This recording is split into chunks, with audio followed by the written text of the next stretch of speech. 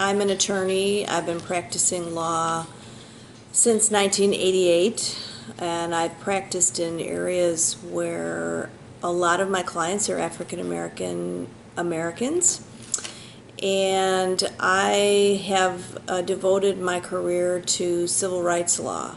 And what I would like to talk about in this video for this group is the concept of allies and the concept of having empathy and compassion for each other as we work together towards justice and understanding.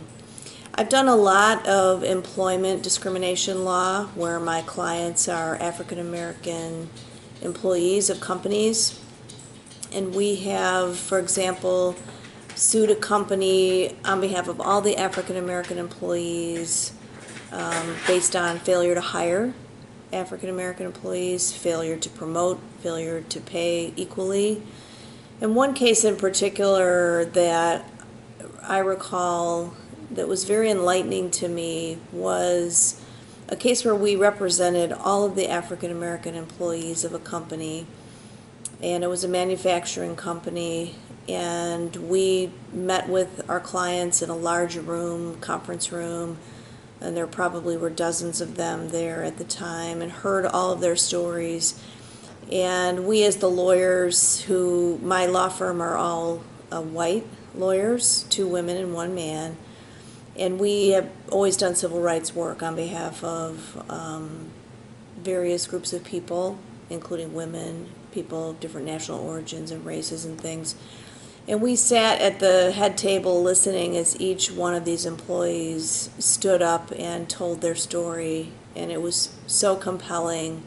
You could hear a pin drop, and we began to see the work life of our clients through their eyes and through their stories. And we learned how they approached their work life at this company, and we then later sued the company on their behalf as a group, and we started to take discovery, which is information that you get in a litigation case from the other side, and we started to learn about the company's actual policies and practices. And what I concluded from that particular case, besides just feeling so connected and so empowered by being an advocate for my clients who are African Americans in that case, I learned that there was a whole system at the workplace that my clients didn't even know about. They didn't understand that white employees mentored other white employees and left black employees out. They didn't know how the human resources functions worked.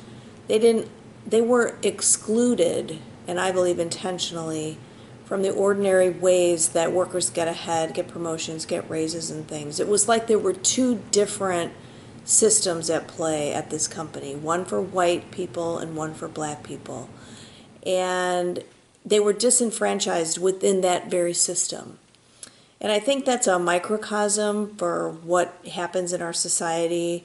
I've handled a lot of fair housing cases, employment cases. I've handled cases where African American people are kept out of nightclubs. I've handled all different kinds of cases involving the police. And you see almost like there are 2 worlds. And what I take from this experience is that, first of all, I can, as best as I can, connect with my clients through effort and through reaching across the chasms that separate us racially in this country. And I can try, by listening to their stories, to understand who they are and how I can work for them as an attorney, as a civil rights attorney. And I also understand that there are these differences in how the world must look to the empowered group in this society and those that are disempowered. And those that are disempowered, it is not a choice they're making. My clients in that case, I think, are harder workers, better workers, more devoted, more serious about their jobs even than the white employees in that case. they didn't have the option to take it for granted. They had to work twice as hard and be better applicants and have more going for them and more dedication in order just to get to what they felt was like the same playing field. So I think it's a matter of us as allies with each other working to bridge that gap of perception, and how this has affected me is in a very profound way. The ability to have empathy, the ability to try, although it's not completely possible, but to try to see through the eyes of a different perspective. And to remember always that the world does not look the same from my perspective based on my heritage and background and race as it does from someone who might have a different heritage, background, and race. And the final thing I would like to say is that I have been privileged to be on the front lines of the fight for racial justice in employment and housing and other areas. And I have been honored to take on this fight and to go into the federal courts and try to pursue the rights of my clients. And it is a very big uphill battle. Thanks.